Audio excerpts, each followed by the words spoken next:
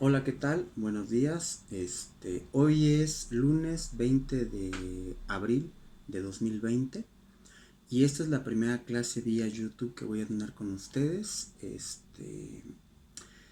Y bien, el día de hoy vamos a abarcar temas referentes al libro de informática, que en el caso de que ustedes tengan el libro de forma física, van a abarcar de la página 12 a la página 16. En caso de que ustedes tengan el libro electrónico que ya les debí haber compartido para el momento que ustedes vean este video, en la carpeta de Google Drive del grupo de Classroom, a cada uno de los tres grupos les estoy compartiendo el archivo PDF que incluye este libro. Para quienes no lo tengan en casa, no lo tengan disponible, no deban salir a la calle ni tampoco deban gastar, porque de hecho ahorita muchas librerías están cerradas. Bien, sin más por el momento vamos a continuar. Vamos a explicar rápidamente algunos conceptos. Ustedes ya lo saben, sobre todo alumnos de segundo y tercer año, pero por si acaso no lo sabían o quieran recordarlos. No es lo mismo software, hardware. ¿Cuáles son las diferencias? Bien, las diferencias son muy claras. El software es la parte ininteligible, la que no se puede tocar. Ajá. Sería, por ejemplo, el programa como tal. O sea, Windows no es algo que nosotros con las manos podamos tocarlo o grabarlo con un trapo, pues. Uh-huh. Eso es un programa, es algo ininteligible, por así decirlo. Es como si hiciéramos la comparativa con una persona, que mi software, por ejemplo, es mi programación, lo que está aquí adentro, lo que me vuelve una persona única. Eso es mi software. Al momento, bueno, algún día va a suceder, el día que yo muera, mi software evidentemente va a desaparecer, pero va a seguir aquí tangible mi hardware. Lo mismo es con las computadoras. En el caso de una computadora, como esta, todo lo que ven ustedes que es tangible es hardware. Monitor, teclado, el touchpad, el cargador, los audífonos, el mouse. Todo eso es hardware. Bien. El software es algo muy diferente. De hecho, un disco que incluye un programa se le puede considerar hardware, pero el programa que está dentro del disco, que está inscrito en el disco, ya no se considera hardware. Ya eso ya más bien es un software. ¿Perfecto? Bueno, dicho esto, vamos a abarcar el día de hoy cómo funciona una computadora personal. Bueno, en general, casi cualquier tipo de computadora. Desde una computadora de escritorio, como la que ya les mostré, pasando por un Arduino, funcionan exactamente igual. Puede ser su horno de microondas, esos numeritos que tienen ahí. De hecho, el horno de microondas tiene algo muy parecido a Arduino, un microcontrolador. Eso técnicamente es una computadora en miniatura. O incluso también una computadora automotriz. Esta es una computadora automotriz. Si se dan cuenta, es algo bastante robusto. Está hecha totalmente de aluminio y es un poco pesada, pero porque está hecha para trabajar en ambientes más hostiles. Todas funcionan bajo el mismo principio de funcionamiento. ¿Cuál es ese principio de funcionamiento? Es muy simple. Miren, se basa más o menos en esto que tenemos aquí en el pizarrón. La parte central de todo nuestro sistema es algo que se llama procesador o unidad central de procesamiento. Es esta de aquí. Este procesador se va a encargar de realizar todas las operaciones lógico-matemáticas para hacer posible el funcionamiento de esta computadora. Muy bien. Obviamente ese procesador no puede hacer por sí mismo el programa. Bueno, ejecutar por sí mismo un programa o construir por sí mismo solo una computadora. Necesita de muchísimos auxiliares. Entre ellos podemos, por ejemplo, denominar a la memoria ROM. La memoria ROM va a incluir la programación base. No tiene que ver nada con Windows ni con ese tipo de sistemas operativos. Eso es la programación más elemental. Si ustedes, por ejemplo, hacemos la comparativa con una persona, mi memoria ROM es lo que me hace instintivamente respirar, lo que me hace instintivamente parpadear, lo que me hace instintivamente que mis ojos, al momento de recibir luz, los convierten en señales eléctricas y me los mandan acá. Es lo más elemental. Eso está en la memoria ROM, por ponerme como ejemplo, de una persona. Lo más elemental, lo más básico. Ahora, la memoria RAM es, por así decirlo, una memoria volátil. Es un tipo de memoria que... ¿Han visto ustedes que cuando van a la tienda, agarran, los mandan por las tortillas y les encargan 1 kilo de huevo, 1 kilo de tortillas y, no sé, 15 pesos de queso panela? Lo que hace que retengan esa información temporalmente en lo que llegan a la tienda y regresan es, por así decirlo, la memoria RAM de su cerebro. Lo que se viene llamando lóbulo frontal temporal en una persona. Pero en una computadora se llama memoria RAM. ¿Ok? Es información que, bueno, ok, ya después que fuiste, compraste, no creo que ustedes recuerden que compraron cuando fueron a la tienda hace 5 años, hace 6 años, hace 1 año. Es información que rápidamente desechas. ¿Se acabó? Bien. La computadora también necesita ese tipo de memoria volátil y se llama memoria RAM. Todos estos son siglas en inglés cuyo significado no quisiera perderme mucho en ello, pero ahorita se los voy a poner ahí abajito pues en la página de Classroom qué significa cada cosa. Recuerdo bien que memoria RAM significa Random Access Memory, o sea, memoria de acceso aleatorio, pero bueno, esas son unas ondas ya más profundas que no atañen mucho al tema ni me los quiero confundir mucho. Muy bien. Ahora, el procesador en base al programa base que le demos, al programa que tenga aquí. De hecho, cada vez que ustedes, y lo digo para alumnos de segundo y tercer año, cada vez que ustedes suben un programa aquí, a Arduino, le están cambiando esta programación. Ajá. Y empieza a hacer cosas diferentes. Ajá.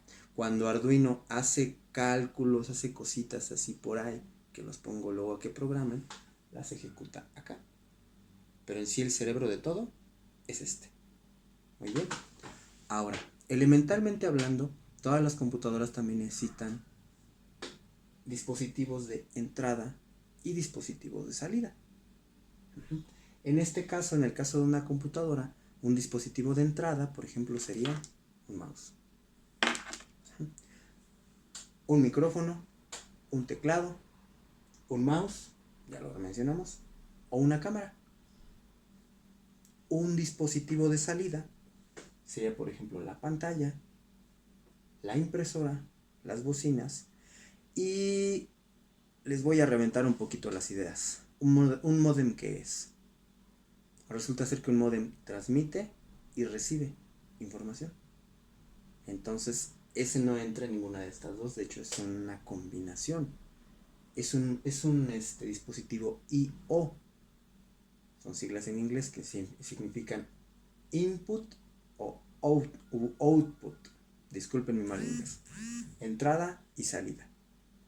Por eso fue por lo que lo puse en color azul. Bien, son dispositivos de entrada y salida. Ahora, ¿a qué ritmo va a estar trabajando esto? La computación es un poco parecida a la música. Han visto que la música lleva un compás, para los que sepan un poco de música. Por ejemplo, como el compañero Jonathan de tercer año, que es un buen músico. Han visto que toda la música lleva un compás, lleva un sentido.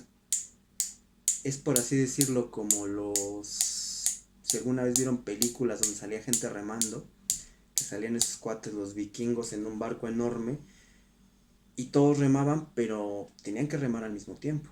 ¿Cómo los hacían remar al mismo tiempo? Había un sujeto que tenía un tambor y le iba pegando.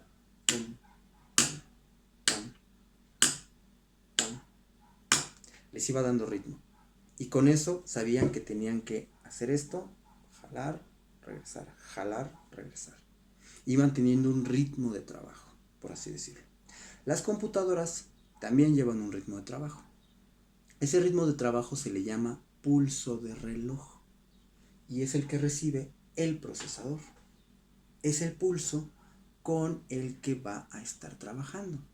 El reloj determina la velocidad del procesador. Si tiene un pulso de reloj más rápido, va a trabajar más rápido el procesador. Si tiene un pulso de reloj más lento, va a trabajar más lento. El pulso de reloj se mide en una unidad llamada megahertz. Si ustedes acceden en su teléfono o en su computadora a los datos a las especificaciones de su microprocesador, van a encontrar que tiene una cierta velocidad, tantos megahertz. Eso es qué tan rápido es capaz de hacer este proceso. Ahora, no es suficiente con que lo haga rápido. Hay otro concepto muy importante que ustedes también deben de conocer, que es el del bus de datos. ¿Qué es el bus de datos? Es qué tanto o qué tanta información puede acarrear ese procesador en un cierto tiempo. Y sí, como su nombre lo dice, ¿saben ustedes que un bus es un autobús? Es un camión. Como esos camiones que pasan aquí en Avenida Aztecas, que van de Perisur a Tasqueña. Ajá. Ven ustedes que esos camiones tienen una cierta capacidad de personas. Bueno, sucede lo mismo y por eso se le bautizó con ese nombre. Aquí está un pequeño camioncito dibujado. Está muy chistoso, ya lo sé. Esto, por así decirlo, es el bus de datos del procesador. Es la cantidad de información que es capaz de acarrear en cada vez que haya un pulso de reloj. O sea, es por así decirlo, por hacer la comparativa nuevamente con los barcos vikingos, sería la cantidad de agua que sería capaz de desplazar la persona que está jalando con el remo. O si yo, por ejemplo, voy a carrear tabiques al tercer piso de mi casa, sería la cantidad de tabiques que puedo subir en un solo viaje. Esto es exactamente lo mismo. La cantidad de información que puede llevar el procesador de la entrada hacia el proceso, o de la memoria RAM hacia donde ustedes quieran, en una sola vez. A eso se le llama bus de datos. Las primeras computadoras tienen un bus de datos de 4 bits. Conforme fueron evolucionando, fueron teniendo bus de datos de 8 bits, de 16 bits, de 32 bits, de 64 bits y de 132 bits. ¿Se les hace conocido eso? Bueno, si quieren más o menos, vamos a hacer una analogía interesante. Seguro lo han escuchado ustedes en los videojuegos.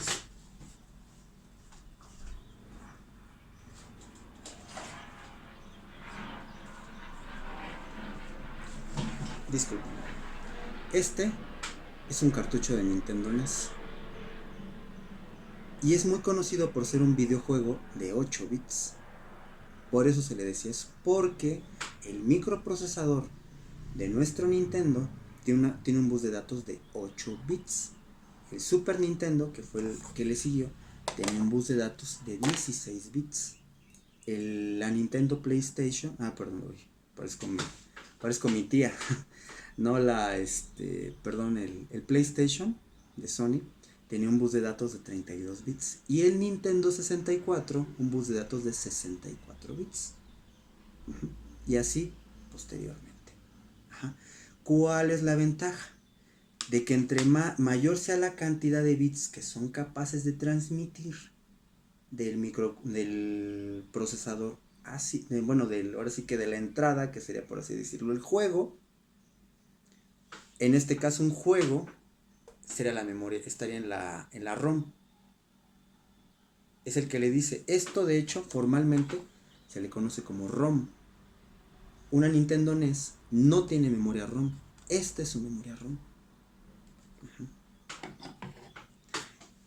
En la memoria RAM, el Nintendo va a ir almacenando los puntos, cada escenario, si Mario Bros va saltando, si cayó al abismo, si vienen pececitos, y todo eso lo va a guardar en la memoria RAM. Y por último, bueno, espero que no quepan dudas al respecto. No quepan dudas al respecto sobre qué es el bus de datos. Entonces, de poco nos sirve que una computadora trabaje a muchos gigahertz, a mucha velocidad, si tiene un bus de datos muy pequeño. Entonces sería como, no sé, poner un perro chihuahua a cargar ladrillos. En cambio, si tenemos un enorme bus de datos, aunque vayamos un poquito más despacito, podemos acarrear tantos ladrillos como un camión. Eso es lo que vuelve a las computadoras más eficientes. Ahora, si las computadoras son demasiado veloces, si las computadoras trabajan a muchos megahertz, siempre tienden a calentarse demasiado. Es por eso por lo que una computadora nunca debe sobrecalentarse. Por ejemplo, ya les había yo dado el ejemplo de la computadora automotriz. La computadora automotriz realmente tiene muy pocos requerimientos, pero estas pequeñas aletas de aquí les sirven para enfriarse, para que no vaya a tener problemas un día que ustedes, no sé, vayan muy rápido o algo así, no se les vaya a quedar el carro. Por eso están hechas de esa manera.